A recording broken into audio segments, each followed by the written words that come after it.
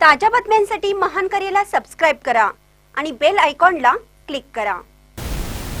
उद्धव ठाकरे तर सूर्याजी पिसाळांची औलाद, आमदार गोपीचंद पडळकर। उद्धव ठाकरे हे सूर्याजी पिसाळांची औलाद आहे अशा जहरी शब्दात भाजपा आमदार गोपीचंद पडळकरांनी उद्धव ठाकरेंवर टीका केली आहे। 2019 मध्ये जनतेने देवेंद्र फडणवीसांना मुख्यमंत्री होण्याचे बहुमत दिलेले असताना उद्धव ठाकरेंनी काँग्रेस सोबत अनैसर्गिक युती करत सूर्याजी पिसाळांचे काम केले होतं। आता मातोश्रीवर व उद्धव ठाकरेंना भेटायला कोण जात नाही, त्यामुळे उद्धव ठाकरेंचे मानसिक संतुलन बिघडले असून ते वैफल्यग्रस्त बनले आहेत, अशी टीका देखील गोपीचंद पडळकर यांनी केली आहे। पाहूया ते काय म्हणतात। उद्धव ठाकरे यांच्या सांगितलं आता सदाभाऊनी सांगितलं। हे बघा, हा उद्धव ठाकरे हा सूर्याजी पिसाळाची औलाद आहे। 2019ला या महाराष्ट्रातल्या जनतेने देवाभाऊंना मुख्यमंत्री होण्याचं बहुमत दिलं होतं आणि तुम्ही अनैसर्गिक अलायन्स केली। काँग्रेस, राष्ट्रवादी आणि शिवसेना अशी कधी अलायन्स महाराष्ट्रामध्ये झाली होती का? हे सूर्याजी पिसाळाचं काम उद्धव ठाकरेंनी केलेलं आहे। देवाभाऊ या महाराष्ट्रातल्या गोरगरीब लोकांच्या गळ्यातील ताईत आहेत।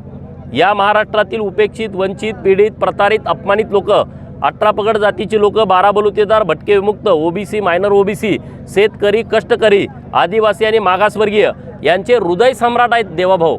आणि त्यामुळे उद्धव ठाकरे काय बोलला आणि कुठलं स्टेटमेंट केलं याला काडीचं महत्त्व नाही। हे सूर्याजी पिसाळाची औलाद आहे। 2019ला त्यांनी देवाभाऊंचा घात केला। महाराष्ट्रातल्या जनतेने भरघोस मतदान देऊन 237 आमदार महायुतीचे दिले।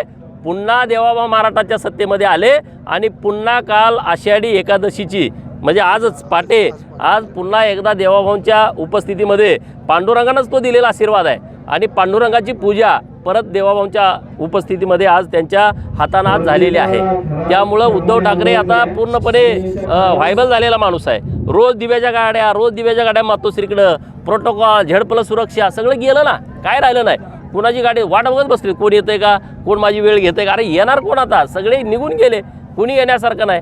आणि माणूस जेव्हा मानसिकदृष्ट्या खच्चीकरण होतो, जेव्हा आता तुम्ही मीडियामध्ये काम करता, रोज तुम्हाला माणसं पाहिजेत। तुम्हाला जर घरात ठेवलं आठवडाभर तर तुम्ही काय कराल सांगा ना?